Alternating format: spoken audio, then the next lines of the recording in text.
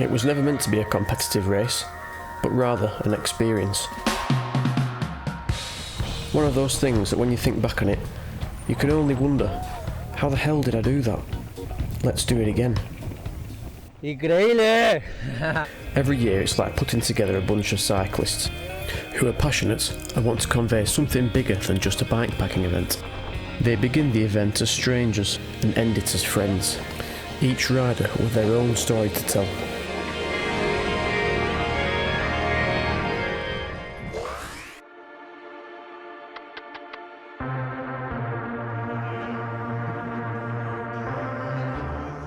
This is the Veneto Trail, an unpredictable journey across the Veneto region, riding through some of the most majestic sceneries, including the Dolomites and the Pre-Alps.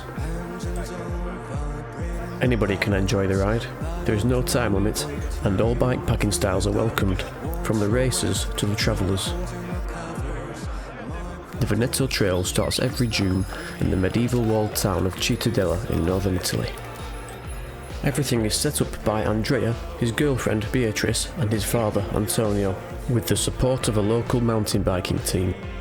Perhaps you could call the event a family affair. Once out of Cittadella, there is a bit of a group warm-up. More than 20 kilometres where chatting and very different paces spreads out the group of riders before starting the first big climb, which by the way can be seen from the very start, Monte Grappa.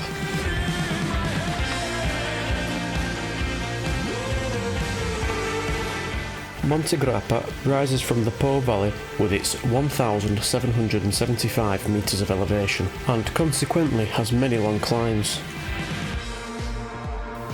The entire area is famous for cycling now, hosting stages of the Giro d'Italia in various editions.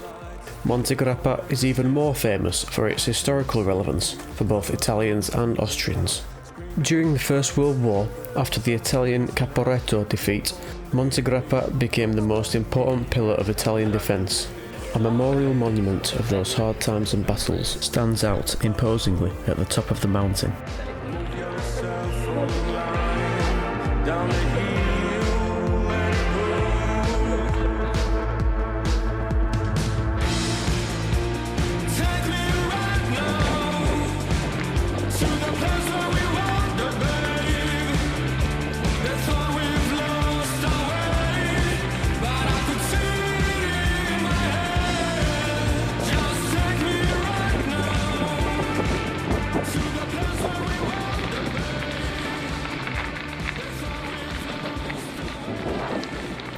Oh, wow!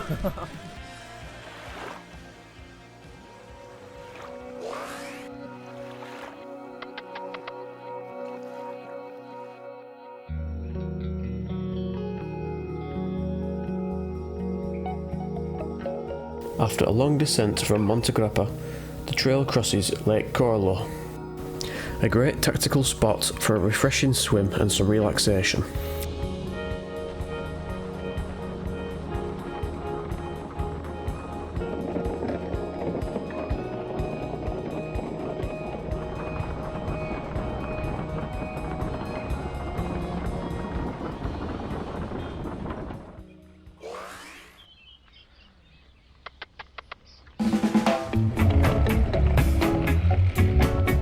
The ride goes onto the Feltre Plain, passing through a few villages and reaching the rocky Mis Valley inside the Dolomiti Bellonesi Park.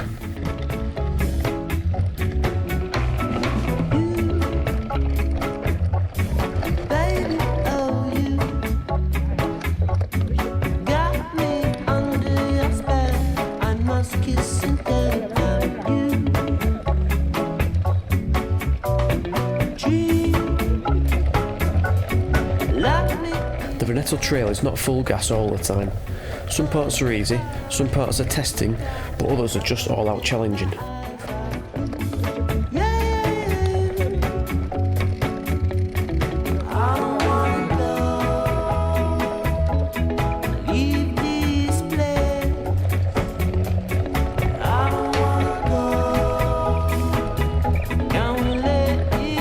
You can ride the event all in one go, or you can ride it at party pace. It's up to you.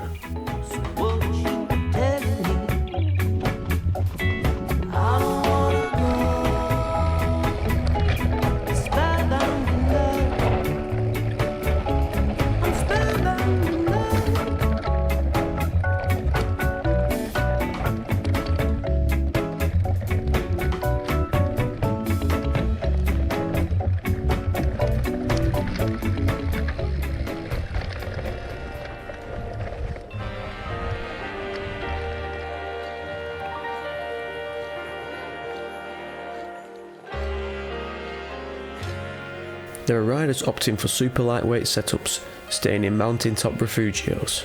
Some are choosing simple roadside bivvy spots, and others aim to find that 5-star camp spot with lush grass, morning sun and mountain views. Feel free to bring your usual bikepacking attitude to the event.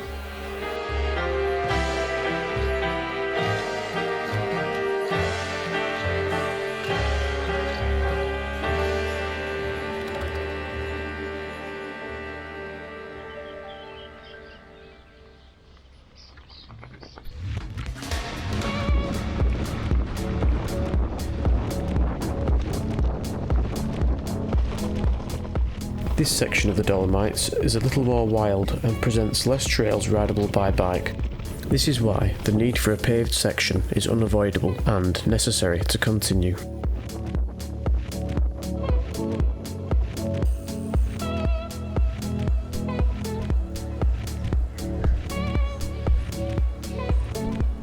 It's worth noting that no Veneto Trail route is the same from one year to the next, with the only exceptions being the 2021 and the 2022 editions, which were kept the same because of the COVID-19 travel restrictions.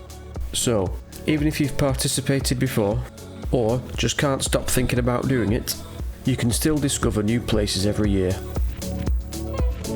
You can also find the routes of past editions online, a few months after every edition has taken place. So if events aren't really your thing, you can still enjoy one of the older routes. Wow, miren estas casas, miren los tejados cómo están.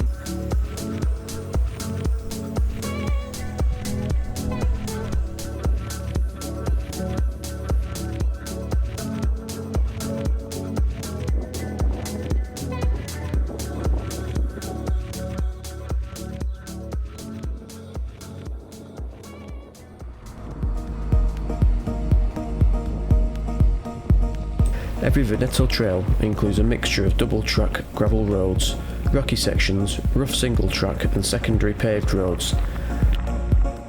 Despite the effort in scouting and planning routes for every edition, the route normally includes 30% tarmac. But this isn't so bad, considering the long climbs and efforts involved in the rest of the course.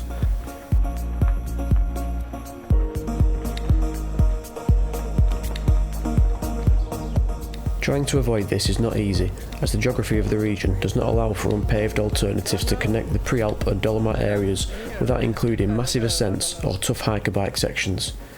With that said, the route is always challenging, but it can be completed in less than a week.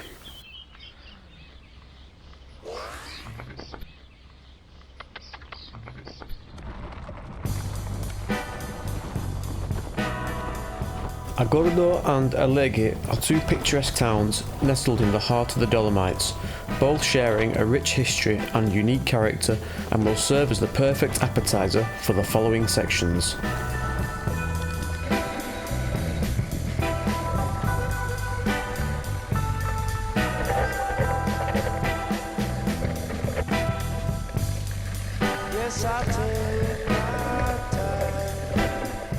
Agordo is famous for its production of eyeglasses, which dates back to the 19th century, and today hosts the headquarters of the largest eyeglass manufacturer in the whole of Italy.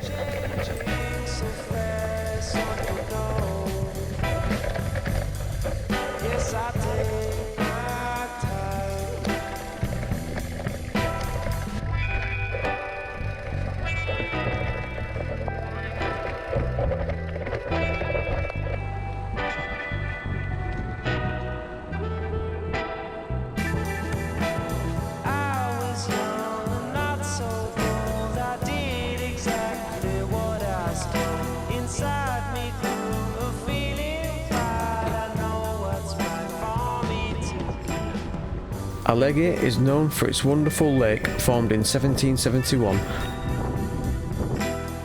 after a landslide blocked the Cordoli stream. It is home to postcard views that you will never forget.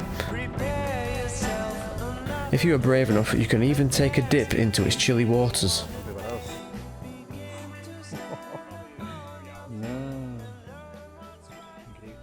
No. 3, 2, 1 y ¡bum!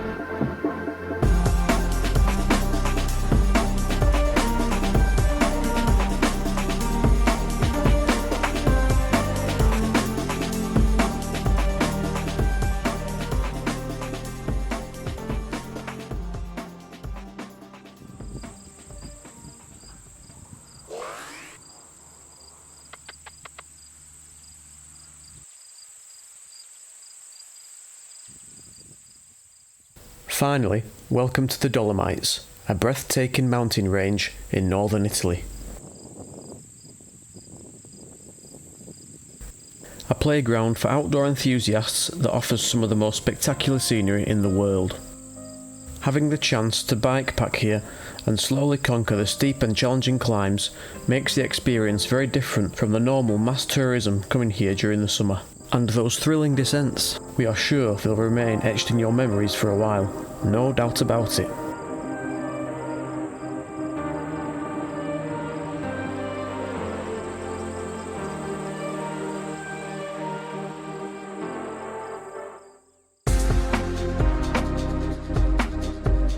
Mucha arenilla.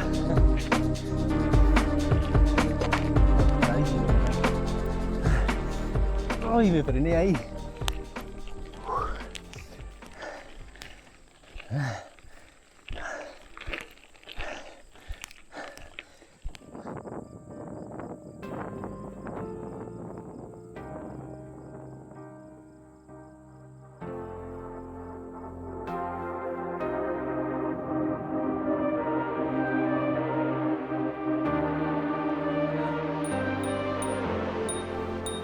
From the Alleghi Lake, the initial plan was to climb up towards Col de Baldi, admire the north face of Civetta,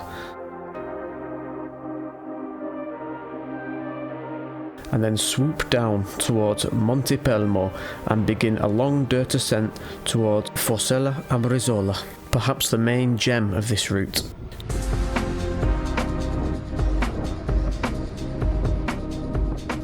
Due to a not so environmentally friendly race that blocked the entire mountain, money lets you do what you want even here. It was therefore necessary for many to divert to asphalt via the equally beautiful Col Santa Lucia.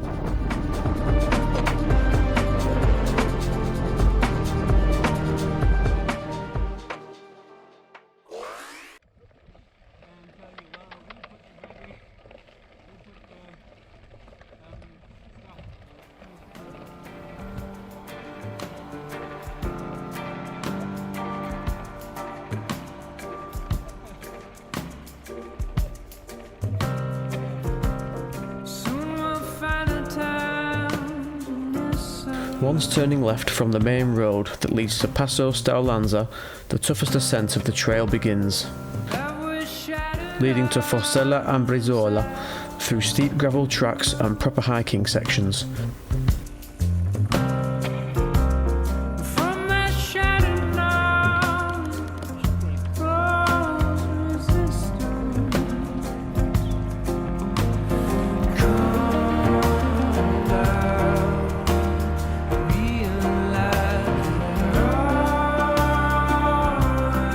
Yes, definitely hard, but as we say to all our riders, before cursing whoever thought that it was a good idea passing through a place like this on a bike, wait until you see what's after the pass.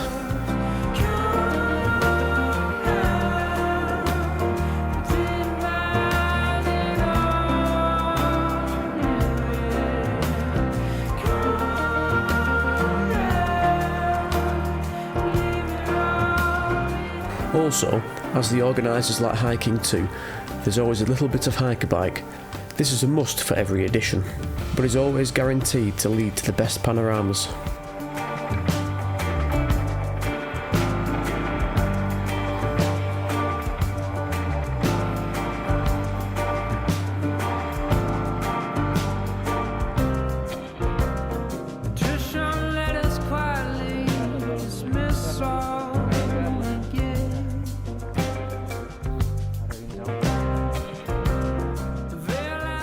Mondival, a wide undulating plateau. Situated at an altitude of approximately 2,150 to 2,350 metres, enclosed between the powerful bastions of the Lastoi de Formin and the Croda da Lago, with magnificent views literally everywhere. A few hundred metres more of walking and riding amongst the rocks and Forcella Ambrisola is finally conquered, with a well-deserved downhill to the town of Cortina d'Ampezzo.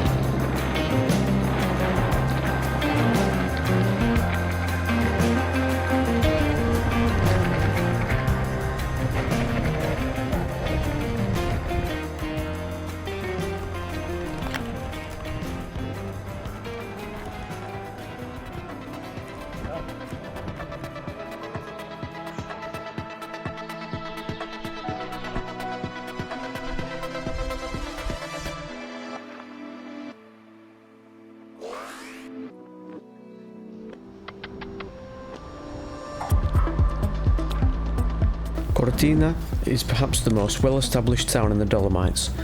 It's at the very middle of many of the major mountain groups, but it's a shame that the territory is constantly changing due to construction. Or worse, destruction. Destruction of these beautiful mountains, especially concerning the 2026 Olympics. But that's another story. After reaching Cortina, the riders took the relaxing cycle path that was once the railway line that connected Cortina to Dobaccio, only to turn off at Carbonin and head for Lake Misurina. Here a quick glance at the three Cime de Lavaredo before another steep climb, but this time a shorter climb, to the Refugio Città di Carpi.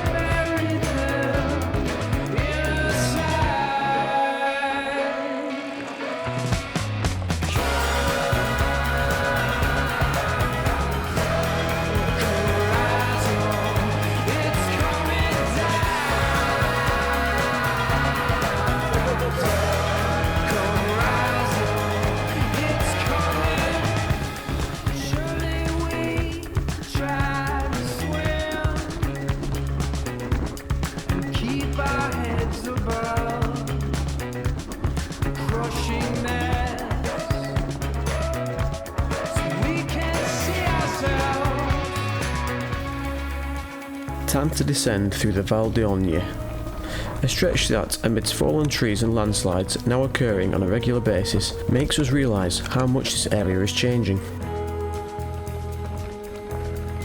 It was here, in fact, that a landslide of impressive size covered a paved road that we in the organisation had driven along only 2 weeks prior. Impressive and unexpected, even for us.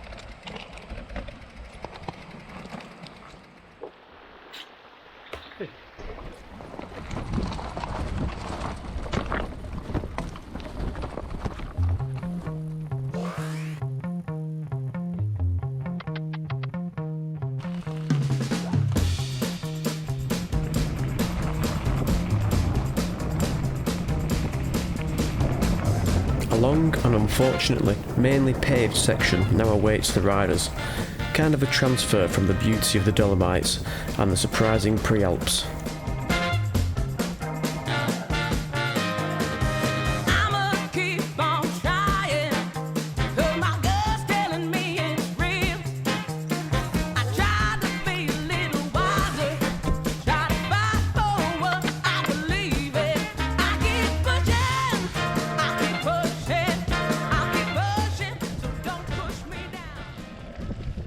Talking about bikes, the lineup is very varied, despite the trail being designed for mountain bikes. The organisers do all the scouting and recon on hardtail mountain bikes, specifically riding the Bombtrack Gaëlle. According to past riders, the route is still enjoyable riding monster cross or other drop bar bikes. Just make sure you've got a suitable granny gear for those steeper climbs.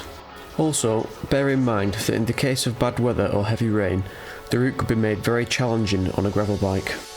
Unseasonal bad weather is something to look out for. For example, back in 2019, bad weather and the cold forced lots of riders to scratch. Not super common in June in these areas, but you never know.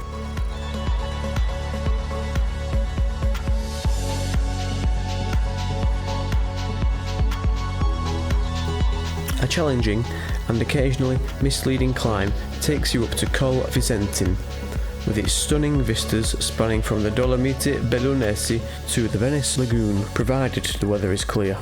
However, this scenic spot is also home to the largest concentration of antennas in the Veneto Mountains, somewhat detracting from the natural beauty of the area, but still fascinating in its own way.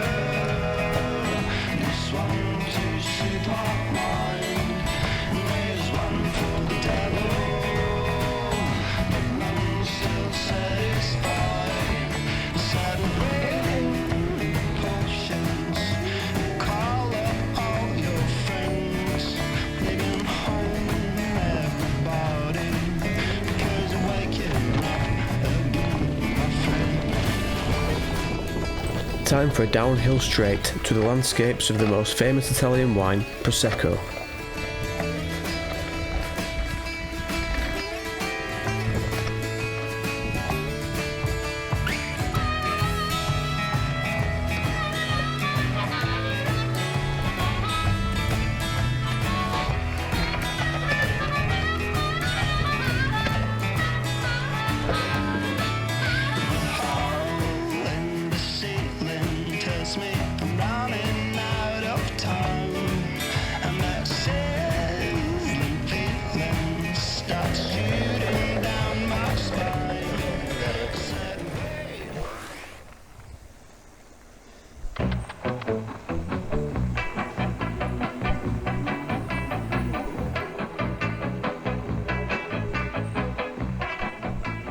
The Prosecco Hills are famous worldwide for their production of the delicious sparkling wine and local food, but they are also great for cyclists, with so many roads winding through the vineyards, full of ups and downs, combining breathtaking views at every turn and the right dose of fun and fatigue.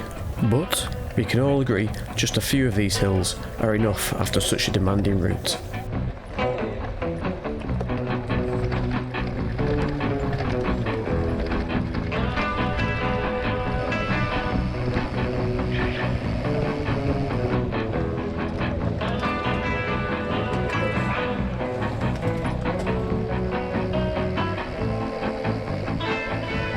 The region is also home to some beautiful towns and villages, with possibly the best being Asolo, a perched village on the last hill of the entire Veneto Trail route, a perfect spot for having a spritz in the cosy piazzas steeped in history.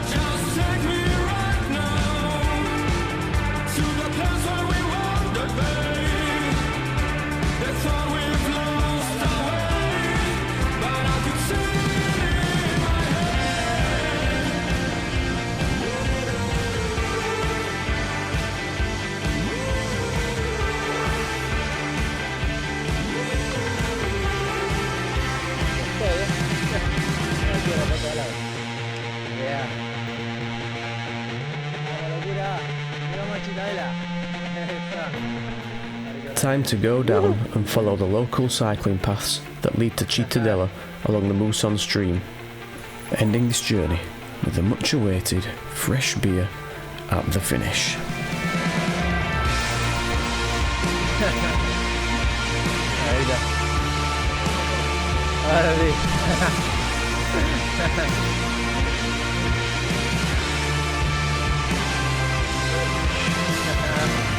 Yeah. Champagne? Yeah.